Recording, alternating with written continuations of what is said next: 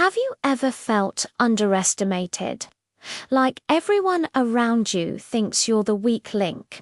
Well, this is a story about someone who was told to stay on the sidelines, only to become the hero of the day.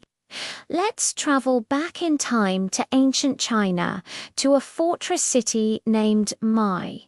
For months, it had been under siege by a massive enemy army. Inside the walls, supplies were dwindling, and hope was fading fast. The city's commander, a man named Zhang Tu, was desperate.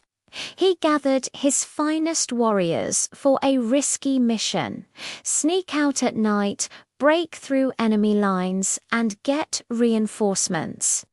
Among the volunteers was a woman named Zun Guan. She was only 13, the daughter of the governor. When she stepped forward, the seasoned soldiers laughed. Zhang Tu shook his head. "This is no place for a child," he said. "Stay behind where it's safe. We need real warriors for this." Zun Guan's heart sank, but her spirit didn't break. She watched as Zhang Tu and his elite team prepared to leave.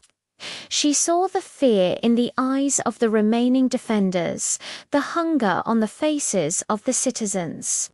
She knew that waiting for help was a gamble they couldn't afford. She had to do something, and she had to do it now. While everyone's attention was on the main gate, Zun Guan put her own plan into motion. She gathered a small, loyal group of her own soldiers' men who had watched her grow up, who knew she was more than just the governor's daughter. She was a skilled rider and a sharp thinker. She told them the enemy expects a frontal assault. They expect desperation. They don't expect a small, fast-moving team to punch right through their weakest point. She had spent weeks studying the enemy encampment from the city walls, noticing patterns, spotting vulnerabilities. There was a section of the siege line far from the main camp that was lightly guarded, especially just before dawn. Under the cloak of darkness, Zun Guan and her small band of horsemen slipped out through a lesser-known side gate. They moved like shadows, their horses' hooves wrapped in cloth to muffle the sound.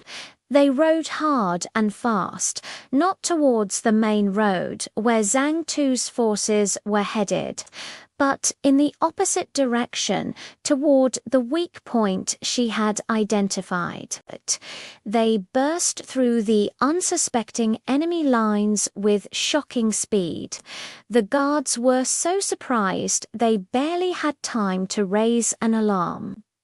Before the main enemy force could even react, Zun Guan and her team were gone, racing across the open plains. But breaking out was only half the battle. They still needed to get help. Zun Guan rode for days, pushing herself and her men to the limit. Finally, they reached a friendly neighboring city. She presented her father's seal and explained the dire situation in the Allied generals. Moved by her bravery and clear-headed strategy, immediately agreed to send an army. Meanwhile, Zhang Tu's mission had failed. His team was ambushed, and the few survivors limped back to Mai, bringing with them only more despair. They told the governor that all hope was lost. Just as the city was about to surrender, a cloud of dust appeared on the horizon. It wasn't the enemy. It was thousands of Allied soldiers, their banners flying high, and leading the charge right at the very front. was a young girl on a black horse, Zunguan. The sight of reinforcements shattered the morale of the besieging army. Caught between the fresh Allied troops and the reinvigorated defenders of Mai, they broke and fled. The siege was over. When Zunguan rode back into the city, there was no laughter. Zhang Tu and the warriors who had told her to stay behind could only stare in stunned silence. This 13-year-old girl, the one they had dismissed, had single-handedly saved them all. She hadn't just ended the fight before they returned. She had succeeded where they had failed. Zunguan's story reminds us that courage isn't about size or age. It's about seeing a problem and having the guts to solve it, even when everyone else tells you that you can't. Thanks for watching.